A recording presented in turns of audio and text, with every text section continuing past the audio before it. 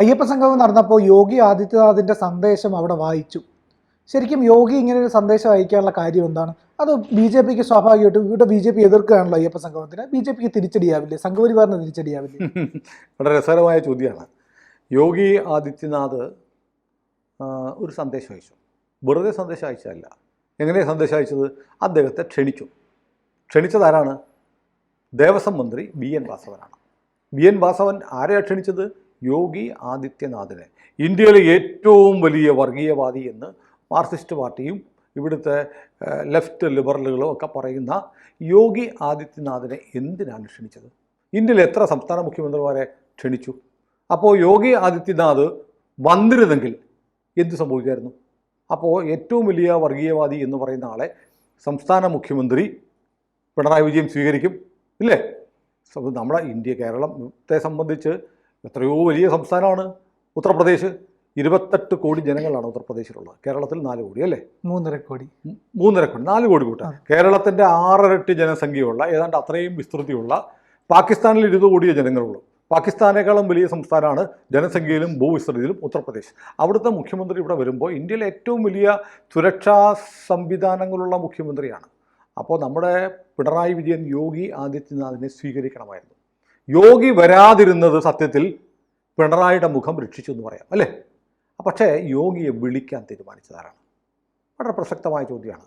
അല്ലെങ്കിൽ യോഗിയെക്കുറിച്ച്, ഉത്തർപ്രദേശിനെക്കുറിച്ചുള്ള നിങ്ങളുടെ അഭിപ്രായം മാറിയോ? ഇതൊന്നാമത്തെ ചോദ്യം. പിന്നെ യോഗി നല്ല ഒന്നാം തരം പണിയാണ് കൊടുത്തത്. യോഗി അയച്ച ആശംസാ സന്ദേശം വാസവൻ വായിച്ചല്ലോ. അത് ഞാനൊന്ന് പറയാം. ആ ആശംസാ സന്ദേശത്തിൽ സംസ്ഥാന സർക്കാരിനെ ഒന്നാന്തരമായി കുത്തിയിട്ടുണ്ട്. അതാർക്കും മനസ്സിലായില്ല. വാസവന് ഒട്ടും മനസ്സിലായിട്ടില്ല, പിണറായിക്കും മനസ്സിലായിട്ടില്ല, ഇവിടുത്തെ അന്തംഗമ്മികൾക്കും മനസ്സിലായിട്ട്. അത് ഞാൻ പറയാം. അതിനു മുമ്പ് ഏറ്റവും പ്രസക്തമായ ചോദ്യം, ഉത്തർപ്രദേശ് മുഖ്യമന്ത്രി യോഗി ആദിത്യനാഥ് ബുൾഡോസർ ബാബ എന്നൊക്കെ പറഞ്ഞ് നിങ്ങൾ ആക്ഷേപിക്കുന്ന ജനാധിപത്യത്തിൻ്റെ എല്ലാ സത്തകളെയും വലിച്ചെറിഞ്ഞ് കാറ്റിൽ പറത്തി ന്യൂനപക്ഷ പ്രകടനം നടത്തുന്ന ആളെന്ന് നിങ്ങൾ പറയുന്ന യോഗിയെ വിളിക്കാൻ സംസ്ഥാന മന്ത്രിസഭ തീരുമാനിച്ചിരുന്നോ? വാസവൻ എങ്ങനെയാണ് സംസ്ഥാന മന്ത്രിസഭയുടെ തീരുമാനപ്രകാരമാണോ വിളിച്ചത്? അല്ലെങ്കിൽ CPM-ന്റെ സംസ്ഥാന സെക്രട്ടേറിയറ്റ് അംഗമാണ് വി എൻ വാസവൻ. CPM സംസ്ഥാന കമ്മിറ്റി സെക്രട്ടേറിയറ്റ് യോഗിയെ വിളിക്കാൻ വാസവന് അനുമതി നൽകിയിരുന്നു. ഇതൊരു വലിയ പ്രശ്നമാണ്. കാരണം കേരളത്തിൽ ഈ മുസ്ലിം പ്രീണനം എന്ന് പറഞ്ഞ് ഉറഞ്ഞു തുള്ളുന്ന CPM യോഗി ആദിത്യനാഥിനെ വിളിച്ചത് ചെറിയ കാര്യമല്ല. ഒന്നെങ്കിൽ CPM-ന്റെ ദിശ മാറുന്നു.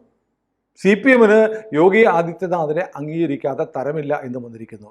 ഇതുപോലൊരു സംഗമത്തിൽ നിശ്ചയമായും പങ്കെടുക്കേണ്ട ആളാണ് യോഗി ആദിത്യനാഥ് എന്ന് CPM-ഉം സംസ്ഥാന സർക്കാരും പിണറായി വിജയനും വാസവനും തീരുമാനിച്ചിട്ടുണ്ടെങ്കിൽ അത് BJP കിട്ടുന്ന വലിയ അംഗീകാരമാണ്. BJPക്ക് എന്താ അവിടെ ക്ഷീണം? BJPയുടെ ഏറ്റവും ഗ്ലാമർ ബോയ് എന്ന് പറയാവുന്ന മുഖ്യമന്ത്രിയാണ് യോഗിയെ ക്ഷണിച്ചത് വഴി ആർക്കാണ് ക്ഷീണമുണ്ടായിരിക്കുന്നത്? CPM-നാണ്. CPM ഇനിയിപ്പോൾ യോഗിയുടെ ലൈനിലേക്ക് മാറുകയാണെങ്കിൽ വളരെ സന്തോഷം. അങ്ങനെയല്ല, മുഖ്യമന്ത്രിയായിട്ട് വിളിച്ചതാണ്.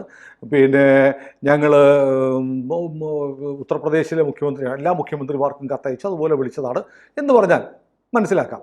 അല്ലെങ്കിൽ പിന്നെ കേന്ദ്ര സർക്കാരിൽ നിന്ന് അശ്വിനി വൈഷ്ണവനെ ക്ഷണിച്ചിരുന്നു, നിതിൻ ഗഡ്കരിയെ വിളിച്ചിരുന്നു എന്ന് പറയുന്നു.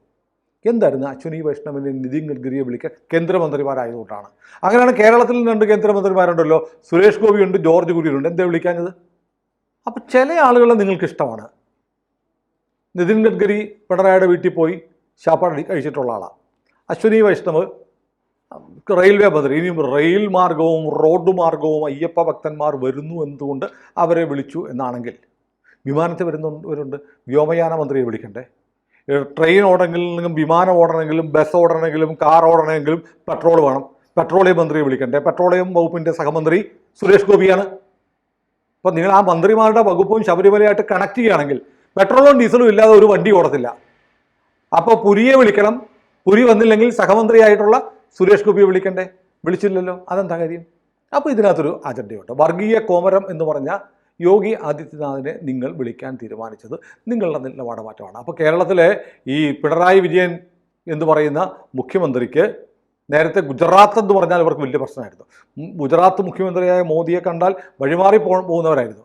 ഇപ്പോൾ യോഗി ആദിത്യനാഥ് ഞങ്ങളുടെ ഒരു പരിപാടിക്ക് വരണേ എന്ന് കൈകൂപ്പി അപേക്ഷിച്ച് കത്തയച്ചു. ഇൻവൈറ്റ് ചെയ്യാന്നൊരു ക്ഷണമാണല്ലേ.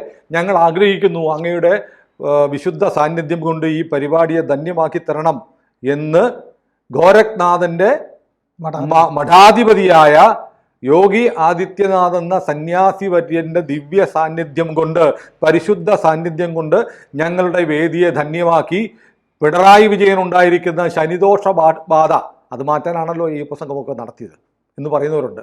അത് മാറ്റാൻ അങ്ങയുടെ അനുഗ്രഹം വേണം എന്നുള്ള അപേക്ഷ കൂടിയല്ലായിരുന്നു. ഇനി ഒന്ന് ആലോചിച്ച് നോക്കി. ഞാൻ ആലോചിക്കുന്നത് BJP ഇങ്ങനൊരു ഇൻവിറ്റേഷൻ പോയപ്പോൾ എന്തു വില കൊടുത്തും യോഗിയെ പങ്കെടുപ്പിക്കണമായിരുന്നു.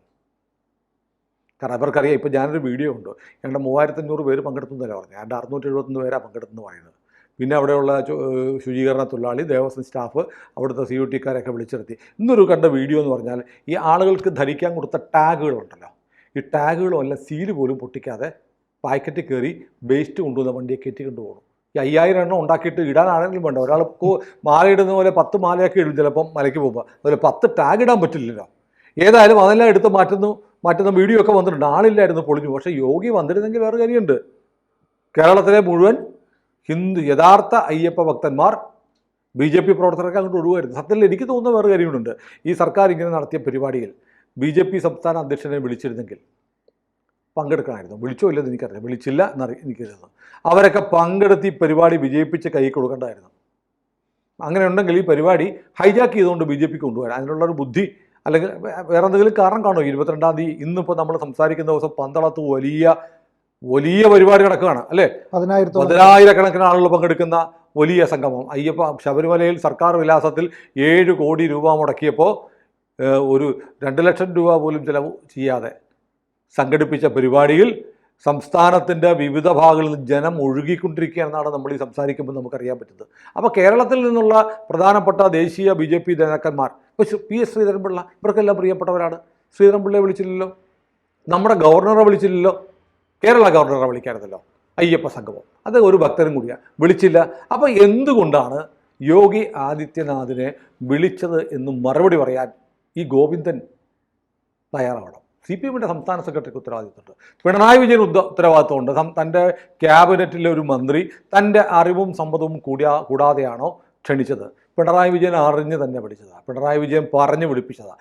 അല്ലെങ്കിൽ പിണറായിയുടെ സാന്നിധ്യത്തിൽ യോഗി ആദിത്യനാഥിൻ്റെ കത്ത് വായിക്കാൻ വാസവന് പറ്റുമോ? ഇല്ല. അപ്പോൾ യോഗിയെ കൊണ്ട് എന്തോ ഒരു കാര്യം പിണറായി വിജയന് സാധിക്കാനുണ്ട്, CPM-ന് സാധിക്കാനുണ്ട്, വാസവന് സാധിക്കാനുണ്ട്. ഇനിയിപ്പോൾ യോഗി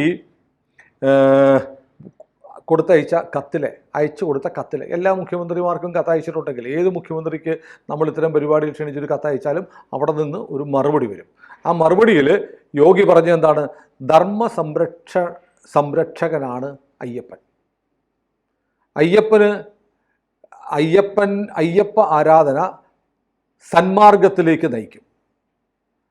പുരാതന ഭാരതീയ ജ്ഞാനവും പൈതൃകവും ഇങ്ങനെ പ്രചരിപ്പിച്ചാൽ ഐക്യം ശക്തിപ്പെടും.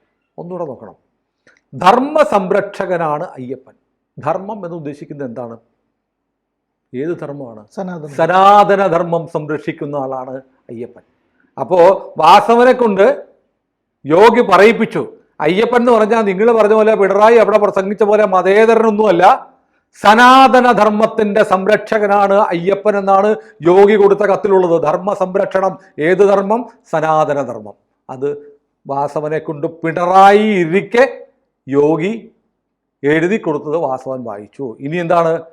സന്മാർഗത്തിലേക്ക് അത് നയിക്കും, നന്മയുടെ മാർഗത്തിലേക്ക് നയിക്കും. ഇനി പുരാതന ഭാരതീയ ജ്ഞാനവും പൈതൃകവും ഇങ്ങനെ പ്രചരിപ്പിച്ചാൽ ഐക്യം ശക്തിപ്പെടും.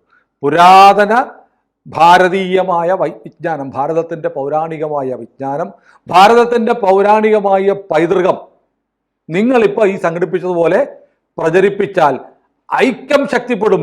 ആരുടെ ഐക്യം? ഹിന്ദുവിൻ്റെ ഐക്യം അല്ലേ? ഭാരതീയമായ സംസ്കാരവും ഭാരതീയമായ വിജ്ഞാനവും ഭാരതീയമായ പൈതൃകവും പ്രചരിപ്പിച്ചാൽ ശക്തിപ്പെടുന്നത് ഹിന്ദുവിൻ്റെ ഐക്യമാണ്. ഇതാരെഴുതിയതാ? യോഗി ആദിത്യനാഥ്. ആരാ വായിച്ചത്? വാസവൻ. ആരാ സാക്ഷി? പിണറായി. പിണറായി എന്താ പറഞ്ഞത്? അയ്യപ്പൻ മതേതരനാണെന്ന്.